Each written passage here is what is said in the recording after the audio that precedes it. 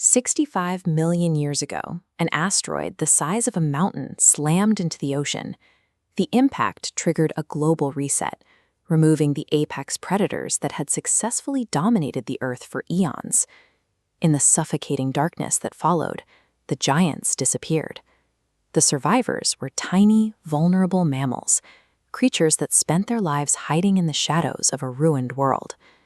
Today, those same creatures are the ones mapping the ocean floor, editing the genetic code, and positioning satellites in high orbit. We have no natural armor and very little physical strength. Our rise to the top of the food chain wasn't a result of biology, but a sequence of 3 internal shifts that allowed us to conquer every corner of the globe. The first shift was born of a changing landscape. About 2.5 million years ago, the African forests began to thin, turning into vast open savannas.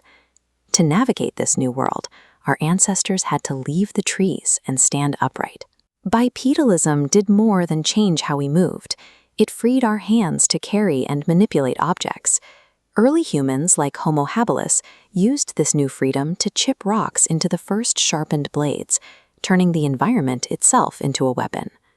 The real departure from the animal kingdom came with the control of fire. It provided safety and warmth, but its most significant impact was internal. By cooking food, we essentially pre-digested our calories, allowing our brains to grow rapidly while our digestive tracts shrank.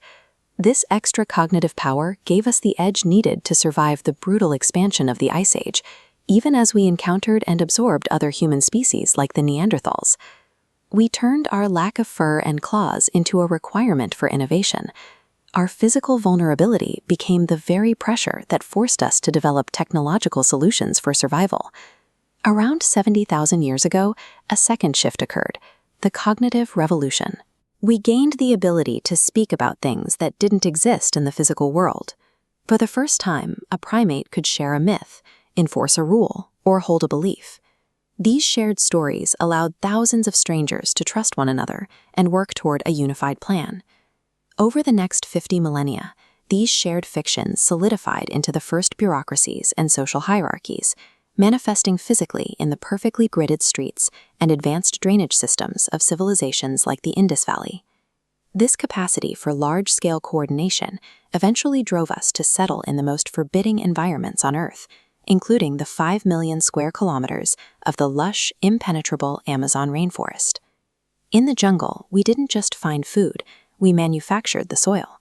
Indigenous populations engineered terra preta, an ultra-fertile black earth that allowed them to sustain massive populations. Modern LiDAR scans have recently pulled back the canopy to reveal the foundations of sprawling urban networks that were previously invisible to history. Humans had moved from simply reacting to their surroundings to physically rewriting the surface of the planet to match their internal vision. By the 15th century, survival and settlement gave way to a relentless drive for more. European monarchs, hungry for the immense profits of the spice trade, began looking for a way to bypass the land blockades of the Middle East. Vasco da Gama set out on a journey many considered impossible, to find a direct sea route to India by sailing into the violent, unmapped waters of the Atlantic and Indian Oceans. His expedition faced months of isolation, where scurvy killed his crew and massive storms threatened to splinter their wooden ships. They were sailing into a void, with no guarantee that the ocean ever ended. The success of the mission hinged on local knowledge. On the East African coast, da Gama recruited a navigator who understood the monsoon winds, the invisible atmospheric currents that dictated trade in the Indian Ocean. When they finally reached Calicut in 1498, the cargo they brought back to Portugal produced a 64 times return on the initial investment. That single profit margin changed the world's priorities overnight. This era connected the globe for the first time, but it also initiated a centuries-long period of colonial violence, as the drive for profit led to the systematic exploitation of entire continents. We have reached a point where the history of the Earth is no longer shaped by geological forces, but by our own collective choices. Our trajectory has left deep scars. Our expansion came at the cost of countless lost cultures, displacing people who lived in balance with the land for millennia. Our ability to conquer the unknown has allowed us to occupy every continent and alter the very chemistry of our atmosphere. The next phase of our story depends on whether we can use that same ingenuity to protect the world we have inherited.